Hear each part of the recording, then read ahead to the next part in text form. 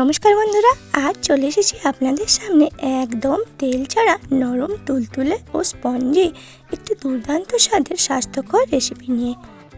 তো নীলা রান্নাঘরে আপনাদের সবাইকে অনেক অনেক স্বাগত জানাই। আশা করি সবাই খুব ভালো আছেন ও সুস্থ আছেন। তো বন্ধুরা, যারা একদমই তেল খেতে পছন্দ করেন না বা তেলের জিনিস খাওয়া বারণ, তারা কিন্তু অনায়াসে এই রেসিপিটি বানিয়ে খেতে পারেন। যেমন স্বাস্থ্যকর রেসিপি তেমনই হেলদি।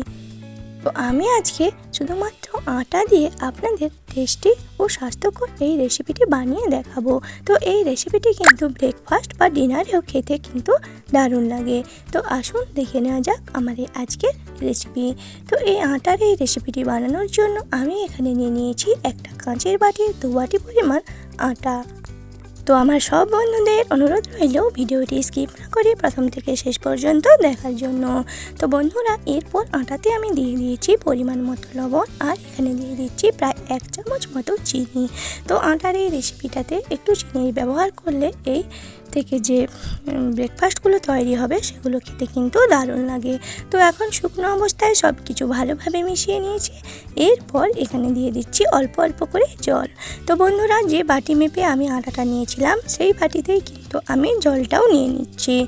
তো যেসব বন্ধুরা আমার চ্যানেলে নতুন বন্ধু, যদি আমার ভিডিওটি ভালো লেগে থাকে তাহলে অবশ্যই আমার চ্যানেলটি সাবস্ক্রাইব করে পাশে থাকা বেল আইকনটি অন করে দেবেন, যাতে আমি কোনো ভিডিও ছাড়লে তার নোটিফিকেশান আপনাদের কাছে পৌঁছে যায়।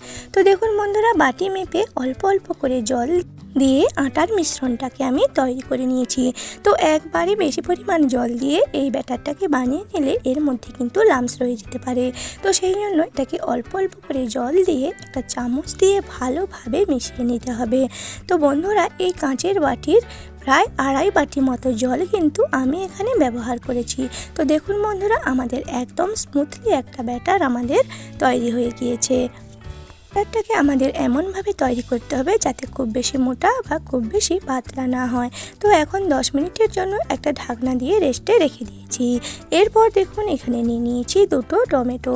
তো টমেটোটা কিন্তু আমাদের বাগানেরই টমেটো, আর একটা গ্রেডার নিয়ে নিয়েছি। তো এই 2টো টমেটোকে আমি এখন গ্রেড করে নেব।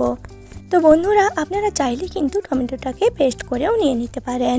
তো বন্ধুরা, যেসব বন্ধুরা এখনও অবধি ধৈর্য সহকারে আমার ভিডিওটি দেখছেন অথচ ভিডিওতে একটি লাইক করেননি বা ভিডিও লাইক করতে ভুলে গেছেন, তারা অবশ্যই ভিডিওতে একটি লাইক করে দেবেন, আর ভিডিওর শেষে কমেন্টে জানাবেন এই রেসিপিটি আপনাদের কাছে কেমন লাগলো। তো দেখুন বন্ধুরা, 2টো টমেটো কিন্তু আমার গ্রেড করা হয়ে গিয়েছে। তো এরপর টমেটোটাকে এক পাশে রেখে ওভেনে আমি একটি কড়াই বসিয়ে দিয়েছি। তো কড়াইটাকে ভালোভাবে গরম করে নিয়ে এখানে দিয়ে দিয়েছি 1/2 টেবিল চামচ সরষের তেল। তো আটার এই নাস্তাগুলো খাওয়ার জন্য আমি এখানে একটা চাটনি বানিয়ে নেব। এর জন্য কড়াইতে দিয়ে দিয়েছি 1/2 টেবিল চামচ জিরে আর সামান্য করে একটু কালো সরষে। এই চাটনিতে এই কালো সরষের ফ্লেভারটা কিন্তু দারুণ লাগে। এরপর এখানে দিয়ে নিয়েছি একটা শুকনো লঙ্কাকে 2 টুকরো করে দিয়ে দিয়েছি, আর একটা কাঁচা লঙ্কাকেও 2 টুকরো করে দিয়ে নিয়েছি। এরপর ফোড়নটাকে একটা মিষ্টি গন্ধ ওঠা অবধি ভেজে নিয়েছি। এরপর এখানে দিয়ে দিচ্ছি কিছুটা ধনেপাতা কুচি। তো বন্ধুরা, আপনারা এখানে ধনেপাতার পরিবর্তে কিন্তু কারি পাতাও ব্যবহার করতে পারেন।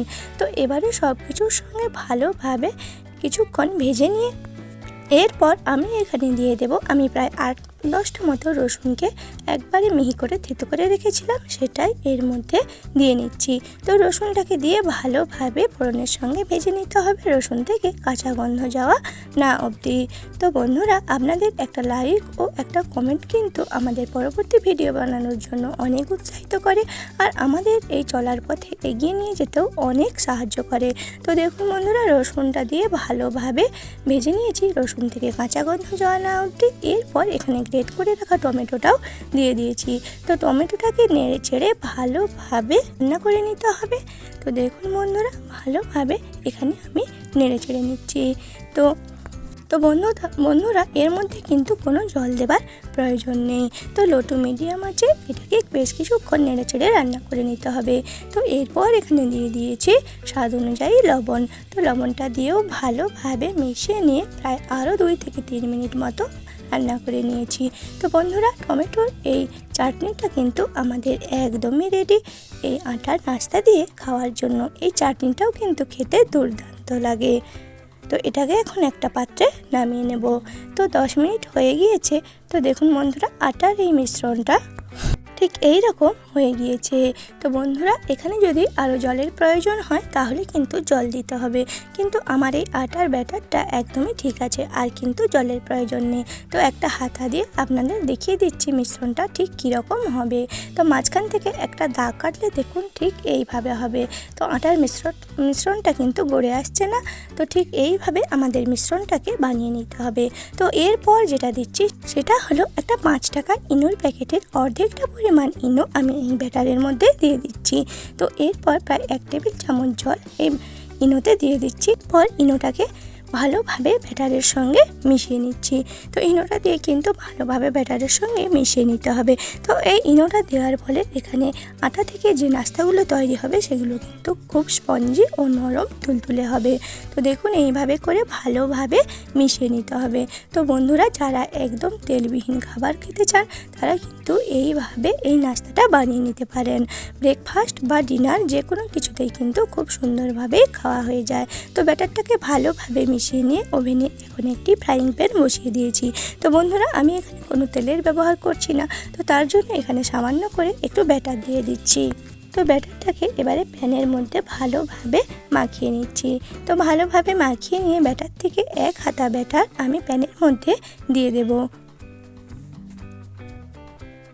তো দেখুন বন্ধুরা, এইভাবে 1 হাতা ব্যাটার আমি প্যানের মধ্যে দিয়ে দিচ্ছি। তো মিডিয়াম সাইজ করে নাস্তাগুলো বানিয়ে নিচ্ছি।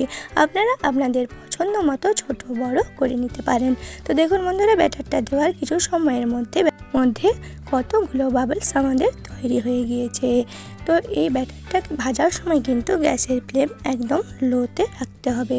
তো দেখুন বন্ধুরা, কতগুলো বাবলস আমাদের তৈরি হয়ে গিয়েছে, আর ব্যাটারটা কতটা জালিদার হয়েছে। তো ব্যাটারটা কিন্তু আমাদের একদমই ভাজা হয়ে গিয়েছে। তো দেখুন দেখতে কতটা সুন্দর লাগছে, আর খেতেও কিন্তু দারুণ টেস্টি হয়। তো এখন এটাকে একটা পাত্রে নামিয়ে নিচ্ছি। আরও একটা আপনাদের বানিয়ে দেখিয়ে দিচ্ছি। তো আবারও 1 হাতা ব্যাটার আমি প্যানের মধ্যে দিয়ে দিচ্ছি। তো দেখুন একইভাবে কিছু সময় পর ব্যাটার থেকে বাবলস তৈরি হয়ে যাচ্ছে।